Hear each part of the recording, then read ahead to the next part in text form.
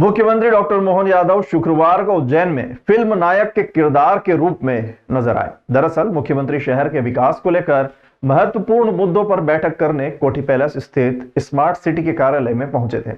यहां उन्होंने सबसे पहले अधिकारियों से सीएम हेल्पलाइन के विषय में जानकारी मांगी। साथ ही तत्काल 2 शिकायतकर्ताओं को फोन भी कर दिया। मुख्यमंत्री ने फोन करके शिकायतकर्ताओं से सबसे पहले कहा कि मैं मुख्यमंत्री डॉक्टर मोहन यादव बोल रहा हूं, और फिर दोनों शिकायतकर्ताओं की शिकायत सुनी। पहले शिकायतकर्ता ऋषिनगर निवासी नवीन पिता महेश माथुर से बात की गई। दरअसल नवीन की शिकायत थी कि पिछले 1 वर्ष से उसका बैंक अकाउंट किसी कारण से सीज कर दिया गया है। मुख्यमंत्री ने तत्काल नवीन को स्मार्ट सिटी कार्यालय बुलाया। नवीन ने मौके पर पहुंचकर मुख्यमंत्री को अपनी समस्या बताई। इसके साथ ही परिवार से जुड़ी एक और समस्या भी बता दी कि उसके पिता महेश माथुर को पैरालिसिस हो गया है और वो पेंशन के लिए भटक रहे हैं। मुख्यमंत्री ने मानवीय पहलू को ध्यान में रखते हुए तत्काल 1 लाख रुपए सहायता राशि और सभी समस्याओं के निराकरण का आदेश कलेक्टर को दिया। हाँ नमस्कार, मैं डॉक्टर मोहन यादव बोल रहा हूँ। नमस्कार, आपने कोई शिकायत करी थी सीएम हेल्पलाइन पे?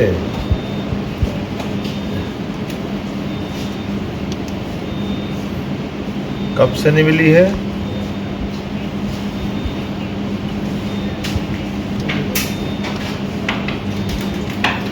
अच्छा, 3rd ईयर 2nd ईयर के फॉर्म अपलोड नहीं कर रहे हैं छात्रवृत्ति के? कितने पैसे मिलते थे छात्रवृत्ति के आपको? 16 के 2 साल से नहीं मिली। ठीक है,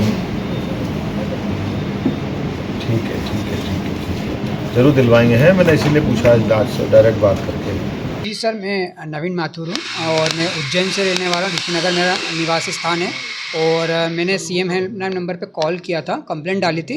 मेरा अकाउंट फ्रीज होने के कारण काफ़ी समय से परेशान हो रहा था। 1 साल लगभग हो चुका है मेरे इस कंप्लेंट को रजिस्टर्ड किए हुए को, पर उसका कोई भी निराकरण नहीं हुआ। पर मेरे पास आज सीएम सर का कॉल आया था और उन्होंने मुझे समस्या पूछी कि क्या समस्या है, और उन्होंने मुझे समस्या का निराकरण करने के लिए मुझे ऑफिस पे बुलाया, उनके सीएम हॉल ऑफिस पे।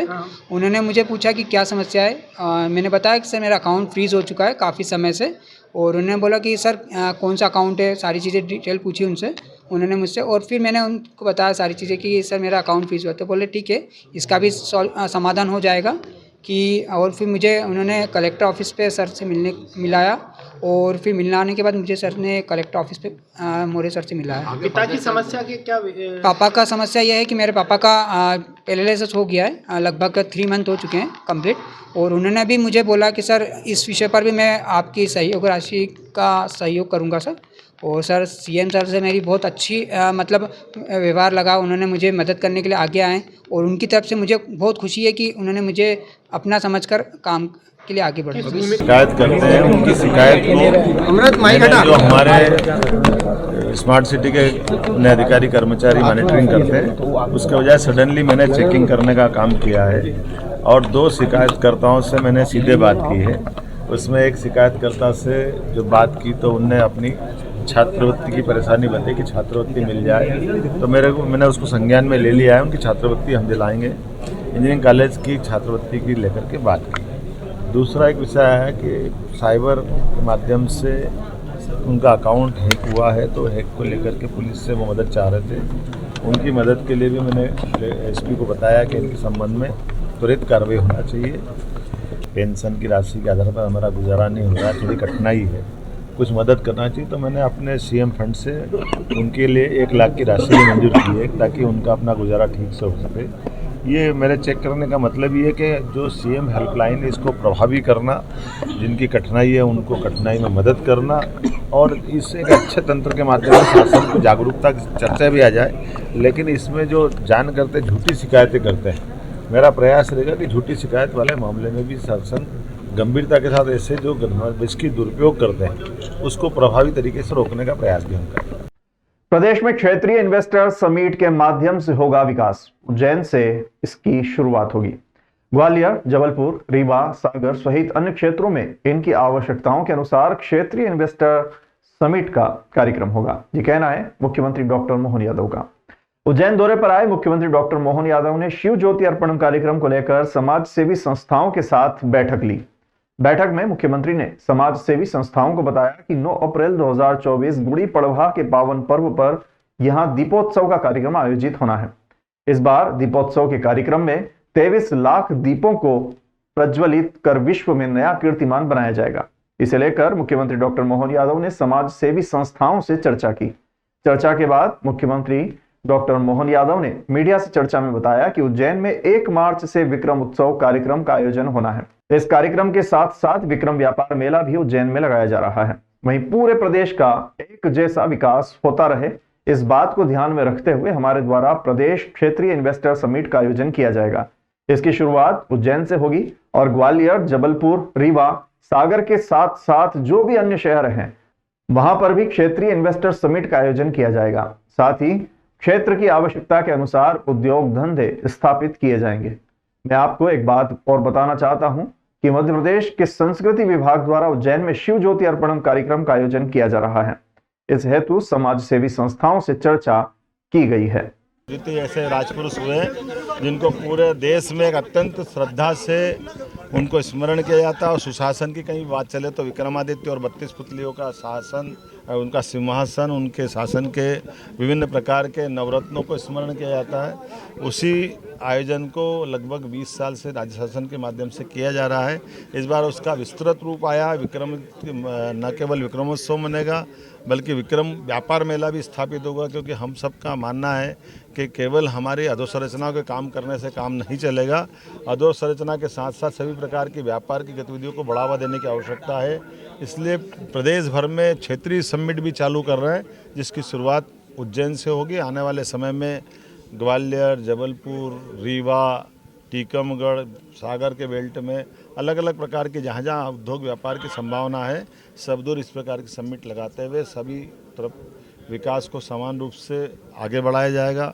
मेरी अपनी ओर से एक और आपको जानकारी देना चाहूँगा, हर वर्ष उज्जैन में दीप ज्योति का एक वर्ल्ड रिकॉर्ड बनता है। इस वर्ष की भी उसकी तैयारी बहुत अच्छे से करी जा रही है। बुधवार की रात बेगमबाग क्षेत्र में होटल में घुसकर वहीं रहने वाले 2 बदमाशों ने वहां बैठे लोगों से मारपीट की और उत्पात मचाया। इससे पहले आरोपियों ने एक व्यक्ति को उसके घर में घुसकर पीटा था। वारदात के सीसीटीवी फुटेज पेश होने के बाद महाकाल थाना पुलिस ने कार्रवाई की और एक आरोपी को हिरासत में लिया। दूसरा अभी तक पुलिस की पकड़ से दूर है। एएसपी ने बताया कि बेगमबाग कॉलोनी में रहने वाली मंता शाह नामक महिला के घर में बुधवार की रात वहीं रहने वाले 2 बदमाश सोहेल उर्फ मोटा और उसका साथी सोहेल पिता जाकिर घुसे हुए। सोहेल पिता जाकिर ने उसके साथ मारपीट कर जान से मारने की धमकी दी। इसके बाद दोनों आरोपी हरिफाटक पुल के समीप ग्रीन सिटी होटल में जा घुसे और वहां मौजूद विशाल और तेजस को पीटना शुरू कर दिया। दोनों आरोपी क्षेत्र के हिस्ट्री शीटर बदमाश हैं और रुपए की मांग करते हुए दादागिरी दिखा रहे थे। आरोपियों ने मारपीट कर पुलिस में शिकायत करने पर जान से मारने की धमकी दी। पीड़ित होटल मालिक और महिला ने महाकाल थाने में शिकायती आवेदन देते हुए सीसीटीवी फुटेज पुलिस को उपलब्ध करा दिए हैं, जिसमें आरोपी मारपीट करते हुए साफ नजर आ रहे हैं। कल पुलिस ने कार्यवाही करते हुए कल रात एक आरोपी को हिरासत में ही ले लिया है, जबकि दूसरा पुलिस की पकड़ से दूर है। पीड़ितों ने इस मामले की शिकायत मुख्यमंत्री हेल्पलाइन में भी कर दी है। रात्रि में महाकाल थाने में एक विवाद हुआ था, जिसमें होटल वाले के साथ मारपीट हुई है। एक महिला के साथ भी मारपीट हुई थी, तो उसमें महाकाल पुलिस द्वारा प्रकरण पंजीबद्ध करके एक आरोपी को हिरासत में लिया है। एक आरोपी और है जिसकी तलाश की जाए। चिमनगंज मंडी थाना पुलिस की जागरूकता से पीड़ित परिवार को अपना चोरी हुआ सामान मिला। दरअसल पंकज पिता हरिमोहन निगम द्वारा रिपोर्ट की गई थी कि वो एक पारिवारिक कार्यक्रम में भाग लेने गए हुए थे, जहां से घर की ओर लौटते समय अंकपात मार्ग से वापस अपने घर जा रहे थे और रास्ते में कुक्की ढाबे के आगे पीछे से मोटरसाइकिल पर 2 व्यक्ति आए और मोटरसाइकिल पर मेरे पीछे बैठी मेरी पत्नी के हाथ से पर्स छीनकर आगे रोड की तरफ भागे। पर्स में नकदी 5000 रुपए थे। वीवो कंपनी का मोबाइल था। पीड़ित ने तत्काल थाना पहुंचकर घटना की जानकारी थाना प्रभारी को दी। वरिष्ठ अधिकारी गणों के मार्गदर्शन में टीम गठित की गई और आरोपियों की तलाश प्रारंभ की गई। मुखबिर की सूचना एवं तकनीकी साक्ष्य के आधार पर 2 आरोपियों को पकड़कर उनसे लूटा गया मशरूका बरामद किया गया। आरोपियों द्वारा लूट की घटना को मात्र 2 घंटे में ट्रेस कर आरोपियों को गिरफ्तार किया गया है। आरोपियों से संपत्ति संबंधी अपराधों में पूछताछ की जा रही है।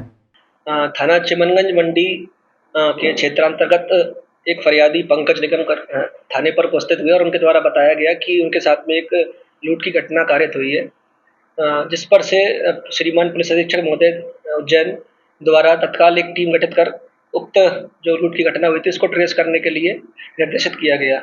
उसी के तारतम्य में थाना प्रभारी चिमनगंज मंडी द्वारा टीम को बनाया गया और जो घटना में प्रयुक्त एक मोटरसाइकिल और जिस पर 2 आरोपी थे उन दोनों को गिरफ्तार करने में चिमनगंज पुलिस को सफलता हासिल हुई। कैसे जांच हुआ? मशरूका में एक जो पर्स छीना गया था जिसमें 5,000 रुपये कैश थे और एक वीवो कंपनी का मोबाइल था, वो जब्त किया गया है। इस प्रकार से जो घटना में जितना भी मशरूका गया था वो जब्त हुआ है। इसके साथ ही जो घटना में प्रयुक्त एक मोटरसाइकिल है जिसकी कीमत लगभग 2.5 लाख रुपए है, उसको भी एक जब्त किया गया है। जी, जो अभी आरोपी पकड़ा है उनके द्वारा पूर्व में भी एक लूट की घटना एक व्यक्ति के द्वारा कारित की गई है। साथ में एक व्यक्ति द्वारा जो शराब का जो अवैध परिवहन है उसको लेकर उस पर एक अपराध पूर्व में पंजीकृत हुआ है। जी, जो विभिन्न टीम बनाई गई थी उनके द्वारा तकनीकी साक्ष्य एकत्रित किए गए, साथ में ही मुखबिर सूचना भी लगाई गई और इन सभी के सहयोग से इनको जो लूट की घटना हुई थी उसको 2 घंटे के अंदर ही इसको ट्रेस करने में सफलता मिली है। लहसुन की फसलों के दाम अधिक होने के कारण किसानों को खेत पर 24 घंटे चौकीदारी करना पड़ रहा है। ये उन्हें डर सता रहा है कि भाव ज्यादा होने के कारण लहसुन की फसल कहीं चोरी न हो जाए। पिछले साल बीज वाली लहसुन का भाव ज्यादा होने के कारण किसानों ने लहसुन की फसल की बुआई कम की थी। इस वर्ष लहसुन का भाव अधिक होने के कारण किसानों को खेत पर ही लहसुन की फसल की 24 घंटे निगरानी करना पड़ रही है। किसानों को यह डर बना हुआ है कि लहसुन के फसल के भाव ज्यादा होने के कारण खेतों में से ही खड़ी फसल कहीं चोरी न हो जाए। इसलिए जिन किसानों ने भी लहसुन की फसल की बोनी की है वो अपना पूरा समय फसल की निगरानी में ही दे रहे हैं। वहीं किसान यशपाल सिंह ने जानकारी देते हुए बताया कि इस बार लहसुन के भाव अच्छे आ रहे हैं। लहसुन का भाव अभी चल रहा है, अच्छी जो लहसुन है पकी हुई उसका 14-15 हज़ार रुपये कुंटल चल रहा है। कच्ची लहसुन वो 7,000, 6,000, 10,000 तक बिक रही है। किस तरह से निगरानी करते हैं इसकी? निगरानी क्या, फसल बिल्कुल तैयार है, चोरी के डर के कारण यहाँ रहते हैं, मतलब खेत पे। कैसे लट? हाँ, लट बंदूक नहीं है। बंदूक तो क्या वो ऐसे ही ले आए थे शौकिया, बाकी कोई वो नहीं है। क्यों आवश्यकता पड़ रही है आपको यहाँ सोने की? सोने की है कि चोरी का डर रहे, कभी लहसुन का भाव ज़्यादा है तो इसी कारण जो कि यहाँ नेपेदारी कर रहा है। मतलब एक नए तरीके से भी अब निगरानी रखी जा रही है, सीसीटीवी कैमरे भी लगाए हैं क्या आपने? हाँ, ये हमारा घर सामने जो दिख रहा है यहाँ कैमरे लगे हुए हैं। Incoming call from the Leshnagar News identified by Truecaller.